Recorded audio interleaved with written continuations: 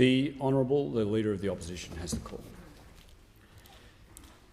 With green eyes that smiled and a beard that looked like an heirloom from Abraham Lincoln, Moss Cass was a rare combination, a politician who could capture hearts figuratively and mend them literally.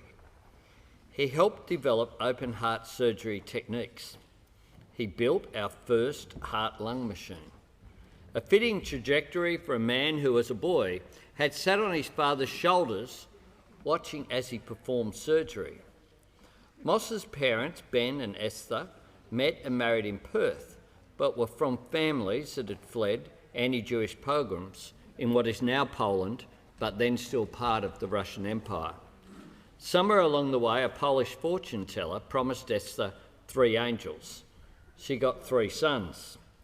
Moss, or Moses Henry Cass, was the first cab off the rank, born in Narrogin in the West Australian wheatbelt, who would eventually marry artist and writer Shirley Shulman. It was love at first sight, and for Moss, an entree into a world of artists, filmmakers and bohemians. As their son Dan wrote recently in the Saturday paper, Mum and Dad were dreamers and rebels. They had powerful imaginations working in different registers. Moss would carefully sneak up on a difficult truth. Shirley would ambush it with a joke. After a stint in London, Moss was recruited to head the Trade Union Clinic and Research Centre, a community health facility set up by the Meat Workers Union in the Melbourne suburb of Footscray. Its aim was simple but noble, providing workers with free treatment and promoting preventative care. When political life beckoned, Moss aimed high. His first attempt to get into Parliament saw him running for Kooyong, where the incumbent was Robert Menzies. This might have struck some as being like trying to remove a mountain, but Moss did well enough to be emboldened. His tilt at another Liberal-held seat proved more fruitful. In preparation for the battle for Maribyrnong, he enlisted Philip Adams as his campaign manager. Philip suggested the slogan, "I don't mind who you vote for as long as you think about it." Maribyrnong has never been Liberal since. Moss used his first speech to Parliament to argue for the decriminalisation of abortion. His words were powerful, sometimes harrowing, all born from his own experience as a doctor. He introduced Gough Whitlam to the health economists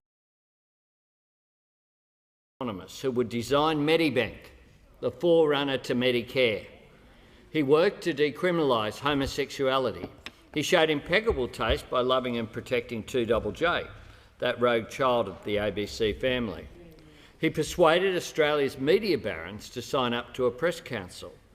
As Australia's first ever Environment and Conservation Minister, he laid the groundwork that protected the Great Barrier Reef, saved Fraser Island from sand mining, and curtailed uranium mining in Kakadu.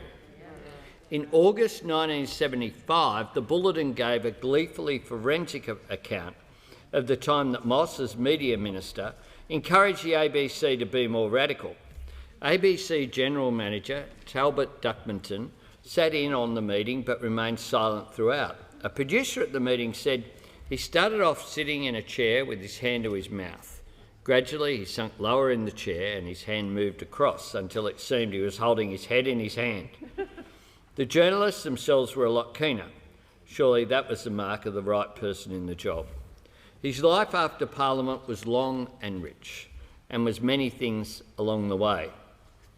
Gardener, photographer, music lover, conservationist, progressive, an atheist who never lost sight of his Jewish cultural identity, a source of entertainment, guidance and love for his grandchildren and great-grandchild, a man who knew loss when his daughter Deborah died, a man who knew love.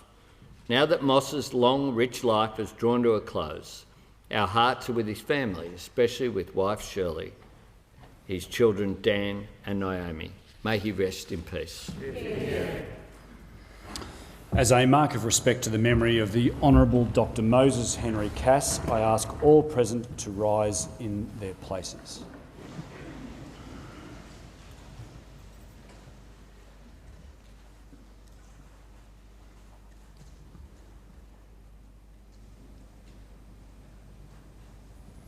I thank the House.